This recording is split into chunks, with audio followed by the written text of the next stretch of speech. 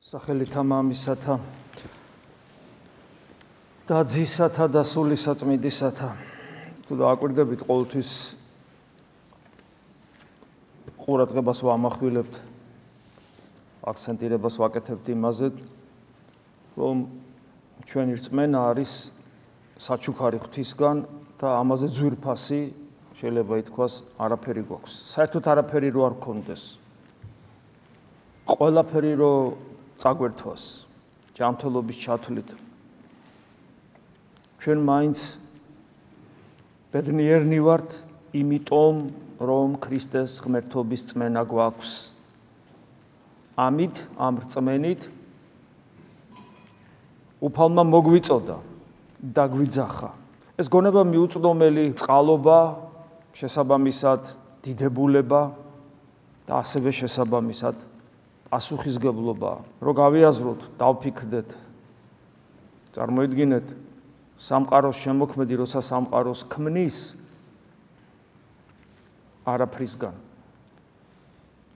იქ გათვალისწინებული ხარ იქ უკვე გიცნობს მერე როდესაც ადამს ქმნის იქაც გიცნობს და ადამში შენ გჭრეთს და როდესაც ადამიანად მოდის და კვდება იქაც გცნობს იქაც გხედავს გამოწვეულვით იცვის შენი შინაგანი სამყარო შენი ცოდვები და ყველაფერს გპატიებს ჯერ შენ დაბადებულიც არ იყავი და ყველაფერს გპატიებს და შენს გამო კვდება მაგრამ რასაც არ აკეთებს არის ის რომ შენ ამ ყველაფერს მიიღებ თუ არ მიიღებ შენს არჩევანზედ სტოვებს ამიტომ მოგცა რწმენა და ამ რწმენასთან ერთად ყველაფერის რაც ითქვა ეს ყველაფერი შენ უნდა იცოდე და ამის მერე რას იზავ ეს უკვე შენზეა დამოკიდებული და დღევანდელი იგავი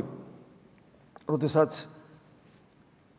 დიდი ბატონი რაღაც სუფრას აკეთებს სერობას და მოუწოდებს ადამიანებს ისინი გახსოვთ უარს ამბობენ და თან საინტერესოა ეს ხო იგავია იგავი უფლის ხელშია როგორც უნდა ისე იტყოდა იგავს იგავი რატომ არ იგავით რატო გველაპარაკება ესეც ვიცით იმიტომ რომ სასუფეველზე საუბარი ადამიანურ ენაზე პრაქტიკულად შეუძლებელია გარდა ამისა იგავი გვაძლევს საშუალებას ეგზისტენციალურ საკითხებზე სიღრმისეულად ფიქრი დავიწყოთ მოვწყდეთ მიწას კითხვები დავსვათ ჩავღრმავდეთ და ნახეთ როცა ისინი უარს ამბობენ ამ სერობაზე მოსვლაზე არც ერთი მათგანი უარს არ ამბობს ცოდვის გამო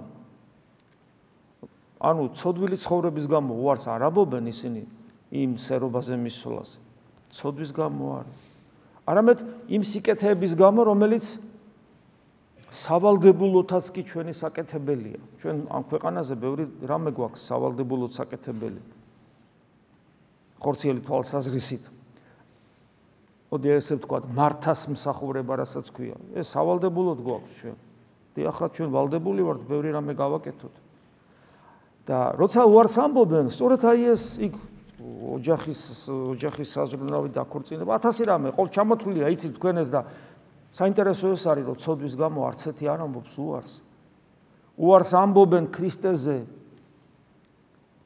ამ ქვეყნიური ვალდებულებების გამო და გახსოვთ როგორი დამოკიდებულება აქვს მე ამ ბატონს ამ მათ მიმართ განრისხდება და ამბობს ესეც სიტყვებს გეტყვით თქვენ არავინ მათ კაცთაგანმა გემოიხილოს სერობის ამის ჩემის არავინ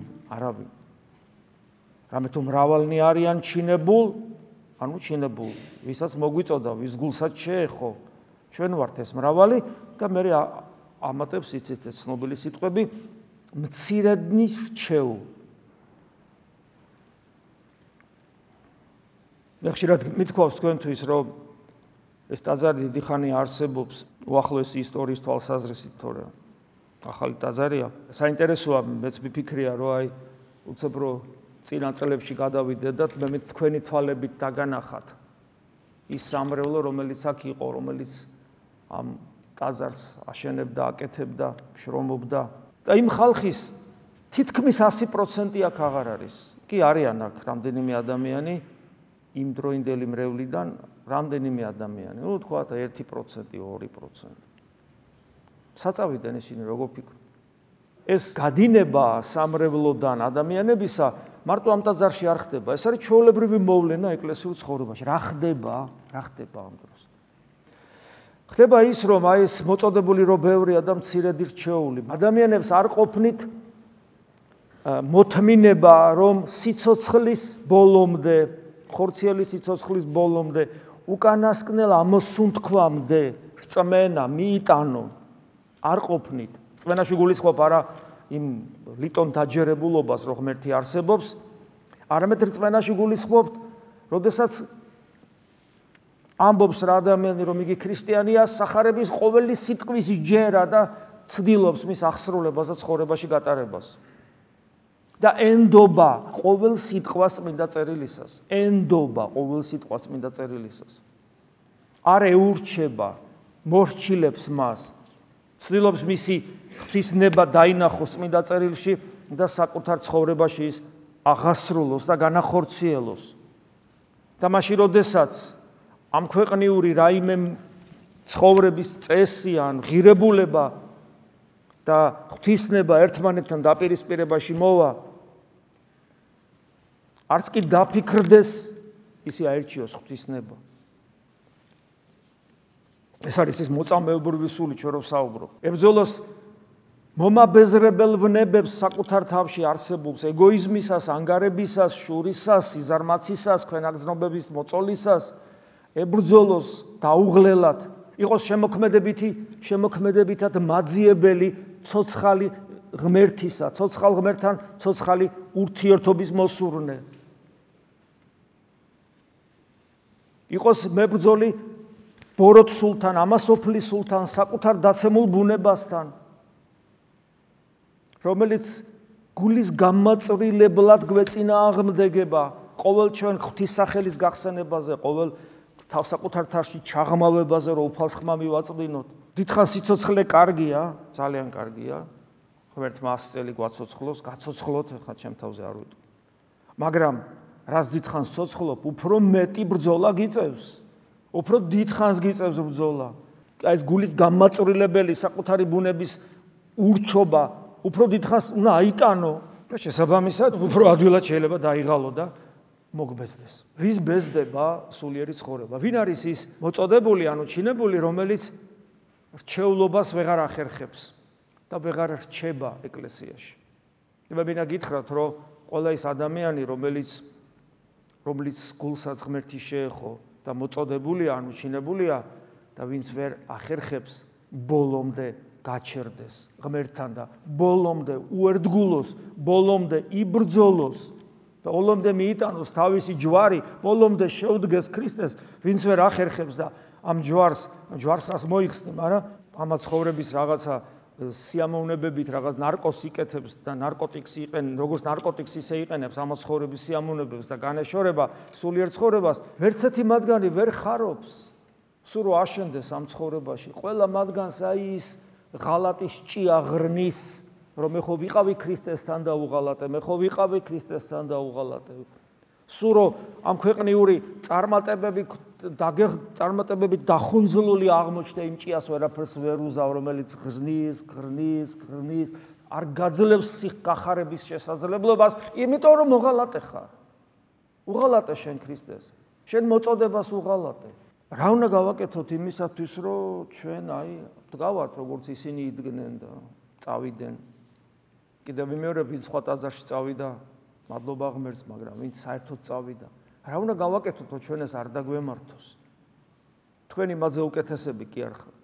დღევანდელ კოლოსელთა მიმართ ეპისტოლეში პავლე მოციქულის დღევანდელი სიტყვები, რომელიც დღეს იქნა აღმოკითხული, რა თქმა უნდა, ერთ-ერთი ის სიტყვიერად წარმოთქმული ფორმულებია, შეიძლება ასე ითქვას, რომელთა აღსრულების შემთხვევაშიც ერთგვარად ჩვენ გავმყარდებით ჩვენს მოწოდებულობაში, რომ მეგებარჩეულმის გავხდეთ და ბოლომდე ქრისტესთან დავრჩეთ. კოლოსელთა მიმართ ეპისტოლეში პავლე მოციქული დღეს ასე გველაპარაკება. თუ კი ქრისტესთან ერთად აღდექით, აი ესე იგი ჩვენ ხო გვესმის რომ ქრისტეს ღმერთობის წმენა ნიშნავს იმას რომ ჩვენ ნათელღებულნი ვართ. ანუ ჩვენ დავდეთ პირობა ნათლობის დროს, რომლის აქტუალიზირება მოხდა ჩვენი პირველი შეგნებული აღსარების დროს, რომ შეიძლება ეს ბავშვობაში იყო არ გვახსოვს, მაგრამ პირველი აღსარების დროს და საერთოდ ყოველი აღსარებისას, ყოველი სინანულით ამოოხრისას, ყოველი ქრისტეს სახელის ხსენებისას, ყოველი ზიარებისას ხდება აქტუალიზირება იმ ნათლობის ბავშვობის დროინდელი აღთქმისა, თუ ბავშვობაში მოვინათლეთ და არ გვახსოვს. რომ ქრისტეს უნდა შეუდგეთ და როცა მოვინათლეთ ცოდვისთვის, ანუ უქრისტეობისთვის, ცოდვა არის უქრისტეობა. უქრისტეობისთვის მოვკვდით. ნათლობა არის განაცხადი, რომ მე ვკვდები უქრისტეობისთვის, რომ ვიცოცხლო ქრისტესთან ერთად. ამას ნიშნავს ემბაზიდან ამოსვლა, ავდექი როგორც ახალი ადამიანი, რომელიც იქმნება, ახალი ადამიანი იქნება ღმერთის მიერ ძველი ადამიანიდან. ანუ ძველი ადამიანი ბოლომდე ადამიანიც არ არის, იმიტომ რომ ტყავის სამოსელი შეიმოსა და ესე იგი რომ ადამიანი არის ღვთის შვილი და არ არის ღვთის შვილი ძველი ადამიანი. ადამიანი არის ღვთის ხატი და მსგავსი და არ არის ღვთის ხატი და მსგავსი, არ გავს ქრისტეს. მაგრამ მასში არის შესაძლებლობა რომ მისგან აი ამ ძველი ადამიანისგან ღმერთმა შექმნას ახალი ქმნილება, ახალი ადამიანი, რომელსაც დაიმსგავსებს თავად დაიმსგავსებს. ეს ხდება ნათლობისას. ოღონდ ეს გაცნობიერებული უნდა იყოს, რომ მე ვითანამშრომლოთ, იმიტომ რომ ეს ხდება როგორც აი ჩანასახის მსგავსად ჩვენ სულში, აი როგორც ახალი სიცოცხლე რო ჩდება დედის წიაღში და მე დედა უნდა უზრუნველყოფდეს საკუთარ თავში ნაყოფის კარგად განვითარებას. მას კვება უნდა შესაბამისი მოსვენება უნდა, პირობები უნდა, თორე შეიძლება დედამ ბავშვი მოკლას თავის თავში, არასწორი ცხოვრების წესითაც. და ჩვენ როცა გაცნობიერებულად ვინათლებით და თუ ვერ ვინათლებით გაცნობიერებულად მე უკვე შემდგომში სინანულით და აღსარებით კიდევ ვიმეორებ აქტუალიზირებას ვახდენთ, ვაცოცხლებთ იმ აღთქმას და ვაცოცხლებთ ჩვენ თანამშრომლობას ვიწყებთ იმ აღთქმის შესაბამისად. მაშინ ჩვენ უნდა ვიცოდეთ, რომ როცა ამოვედით ემბაზიდან, ჩვენ ამოვდივართ როგორც ახალი ქმნილება ქრისტესთან ერთად. და რას ნიშნავს ქრისტესთან ერთად? ნიშნავს, რომ უკვე მისი ცხოვრების თანაზიარი ხდებით. როცა ჩვენ ვეზიარებით, ეს ზიარება ქვია. ზიარება ჩვენ ხო ესე მოვდივართ, ბეზიარები და ახლა ყველაფერი კარგად იქნება. და რას გულისხმობ? ყველაფერი კარგად იქნება. რას გულისხმობ? და რა იგულისხმება? და იგულისხმება, რომ ქრისტეს უნდა გაყვე. მისი ცხოვრების თანაზიარი გახდე. მე თუ მდევნეს თქვენს გდევნიან, ამისთვისაც კი მზად უნდა იყო. შეიძლება არ გდევნონ, მაგრამ შენ ამისათვის მზად უნდა იყო. როგორც პირველი 3 საუკუნე ადამიანი ინათლებოდა, მეორე დღეს შეიძლება ლომებისთვის მიეგდო და ამისათვის მზად იყო ადამიანი. მზად ყოფნა ქრისტეს ერთგულებისა. მაგიტომ ეზიარებთ, თქვენ ეზიარებით ქრისტეს ცხოვრებას. ქრისტეს ცხოვრებას პირველი ეს არის და მერე ამის მერე ღმერთი რასაც მოგცემს, მოგეფერება, ცხოვრება გაგამწარებს. ცოცხალი იქნები, გარდაიცვლები, იყოს ნება შენი უფალო, მზად ყოფნა უნდა გქონდეს, ამას ნიშნავს ზიარება. ამდენად გაცნობიერებულად მოვდივარ ჩვენ ზიარებას. და ქრისტესთან ერთად აღდგომა სწორედ ამას ნიშნავს, რომ მე ვეზიარები, მე ამოვედი ემბაზიდან და მივყვები მას, შეუდექი მას და ვეზიარები მე მის ცხოვრებას. ვცდილობ ვიყო ისეთი, როგორიც ის არის. და შესაბამისად ეს თუ გაცნობიერებული მაქვს, მე პავლე მოციქული ამბობს ზეცისას ეძებდეთ. რა არის ეს ზეცისას ეძებდეთ? რა არის ეს? ეს არის ის, რომელიც კიდე კაირო ბოლომდე ვერ გძნობ, თორე გული გაგვისყდებოდა, ვერ დავიტებდით ამას. რა არის ეს? სადაც ქრისტეზის ღვთის მარჯვნივ და აპოკალიფში გვეუბნება, სადაც მე ვზივარ მამის მარჯვნივ, შენც უნდა მოხვიდე დაждეთ ჩემს მარჯვნივ. გალაქტიკების შემოქმედის მარჯვნივ უნდა დავჯდეთ ჩვენ. როგორც ღმერთნი ჩვენსა და ქრისტეს შორის განსხვავება მხოლოდ იმაში იქნება, რომ ის არსით ღმერთია და ჩვენ მადლით, მაგრამ მდგომარეობით ჩვენ ვიქნებით ისეთი, როგორიც ის არის. იმიტომ რომ იქ ვიჯდებით, სადაც ის ზის. აი ეს დიდებულება გველოდები. მაგრამ ამისათვის საჭიროა, რომ ზეცისას ვფიქრობდეთ და არა მიწისას და ის ადამიანები, რომლებიც ცოდვის გამო კი არა, არამედ იმის გამო, რომ რაც დაშვებულია, მათი ცხოვრების აზრისი გახდა, რაც დაშვებულია, ამიტომ ისინი ფიქრობენ არა ზეცისას, არამედ მიწისას. და არ ეცალათ რა, აი ადამიანი რომ მოდის, არ ეცალა რა, ქრისტესთვის არ ცალია ადამიანს. ამიტომ გეუბნება ზეცისას ფიქრობდეთ და არა მიწისას. მიწა არ არის ცოდვა. ცოდვა არის, როცა მიწა ხდება ცხოვრების საზრისი. ცხოვრების საზრისი გახდა მათთვის მიწა, ამიტომ ისინი ღმერთს ცილდებიან და მრისხანებს მერე უფალი და ამბობს, რომ არავინ მათ კაცთაგან გემოიხილოს სერობისა ჩემის. მერე კვლავ გახსოვნებს პავლე მოციქული, რადგანაც მოკვდით უქრისტეობისთვის, გასაგები რო იყოს. იმიტომ რომ როცა ადამიანს ეთქვი, რომ მოკვდით ცოდვისთვის, არ ესმის. რატო არ ესმის? გინდა გითხრათ. მოკვდით ცოდვისთვის, იმიტომ არ ესმის თანამედროვე ქრისტიანს, რომ შეხედავს, რა ისეთი ცოდვილი მე ვარ იტყვის. არაფერი განსაკუთრებული ცოდვილი არა ვარ. კი რაღაცები მქონდა და შევინანე და არ ესმის ადამიანს ცოდვის არსი, რაში მდგომარეობს.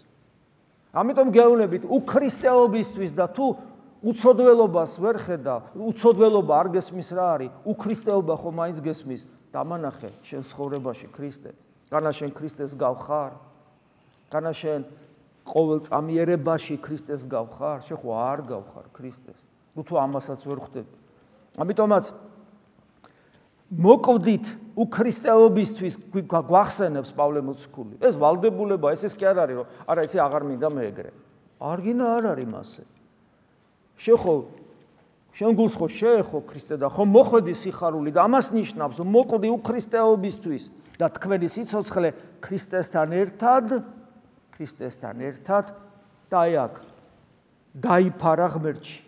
რას ნიშნავს დაიფარა ღმერთში? შენ ღმერთის შვილი ხარ.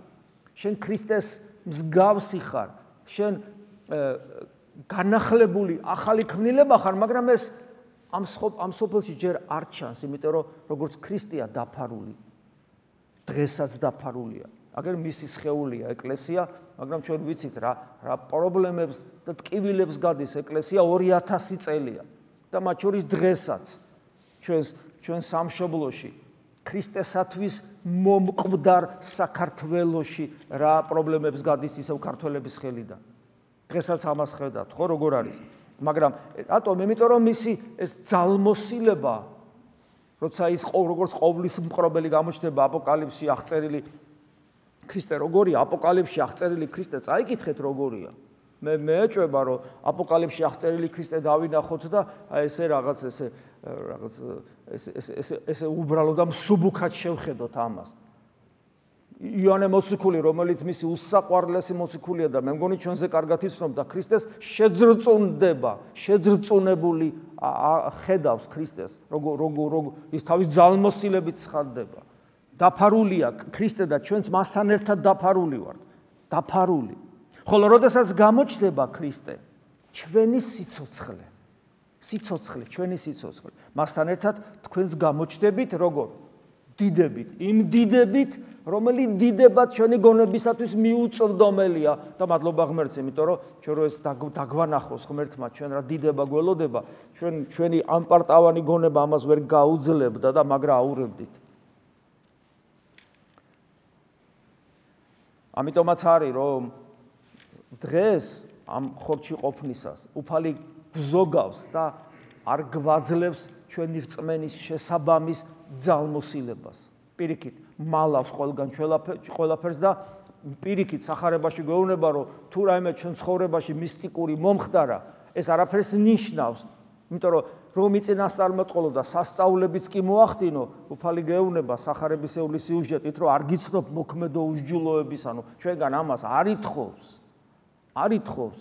ჩვენგან ითხოვს სიმდაბლეში და გულმოწყალებაში მიბაძვას ქრისტესადმი. სხვა ჩვენგან არაფერს ითხოვს. მას მოაკვდინეთ თქვენი მიწიერი ასონი და ჩამოთვლის რაც გვიშლის ხელს რომ ვიყოთ ერჩეულნი სიძვა უწმინდურობა ვრნება ბოროტი გულის თქმა ანუ ეს ყავის სამოსელი ანგარება რომელიც არის კერპსახურება ანგარებიანი ადამიანი ამით გეუბნება პავლე მოციქულო საერთოდ ქრისტიანი კი არა ერთი ჭეშმარიტი ღმერთის აღსარებელიც არ არის როგორც ასეთი კერპსახურია იმიტომ რომ რატომ რომ ანგარება რას ნიშნავს ანგარებიანი ადამიანისათვის ერთადერთი ღმერთი არსებობს ეს არის მხოლოდ საკუთარი ეგოიზმი საკუთარი თავი ყველაფერი მის გარშემო თვით რელიგიური ცხოვრებაც აღსარებაც ლოცვაც ზიარებაც არის ყველაფერი იმისთვის არსებობს რომ მან საკუთარ თავს მოამსახუროს ეს ყველაფერი მის გარშემო ტრიალებს და ფაქტობრივად საკუთარი თავი ყავს გაკერპებული ამიტომ ანგარებიანი ადამიანი კერპსახურია მათ გამო მოიწევა ღვთის რისხვა ურჩობის ძეთა თავზე ღვთის რისხვა ეს არის ნაყოფი ადამიანთა მიერ ესე იგი ღვთაებრივი კანონების უგულებელ ყოფის გამო და ღვთაებრივი კანონის უგულებელ ყოფა ხდება მაშინ ყველა შემთხვევაში ხდება როდესაც ადამიანმა ეს ღვთაებრივი კანონი უარყოს შეგნებულა და არც კი იცის ქრისტე ვინც შეიცნოდა მე ქრისტეს უღალატებს ეს ხო საერთოდ კატასტროფაა ერთმანეთთან ურთიერთობასთან დაკავშირებით გვეუბნება რომ ნუ ეცროებით ერთმანეთს ანუ ორგულნი ნუ ვართ ერთმანეთისადმი და რაკიღა უკვე შემოიძარცვეთ ძველი კაცი მისი ყოველი საქმით ურთ შემოვიძარცვეთ რომ თუ არ შემოვიძარცვეთ რაკი როგორც ფაქტს გვეუბნება თქვენ შემოიძარცვეთ და შეიმოსეთ ახალი რომელიც განახლდება შემეცნებით შემოქმედის ხატის შესაბამისად ანუ ახალი ქმნილებანი ვართ ამას საუბრობს ჩვენი ყოველდღიურობით დასტურდება რამდენად ვართ ის რჩეული რომელშიც უნდა გადაიზარდოს ჩვენი მოწოდებულობა და მოწოდებულნი ყველა ვართ იმიტომ რომ ჩვენს გულს ქრისტეა შენახება აი ეს არის ის საკეთებელი და ყურადღება მისაქცევი თუ გვინდა რომ ჩვენი რწმენა რომელიც გამოც ჩვენ აქ ვდგავართ იყოს ნაყოფის გამომღები და ჩვენი მაცხოვნებელი თუ ჩვენ ამას ყურადღებას არ მივაქცევთ რა თქმა უნდა ეს რწმენა ლიტონ ღვთის არსებობის დაჯერებულობად გარდაისახება გადაგვარდება ამაში რომ ებჯერა რომ ღმერთი არსებობს რელიგიური ცხოვრება შეიძლება დამჩეს მაგრამ მას ნულოვანი ღირებულება ექნება საჭიროა რომ სწორედ ახალ ადამიანებად გადავიქცეთ და ახალი ადამიანი შევიმოსოთ რომელიც შემოქმედის ხატის შესაბამისად ანუ ქრისტეს მსგავსები გავხდეთ ეს არის ჭეშმარიტი ქრისტიანობა ამი მადლი უფლისა ჩვენისა იესო ქრისტეს და სიყვარული ღვთისა და მამის და ზიარება სულისა წმინდისა იყოს თქვენ ყოველთა თანა ამინ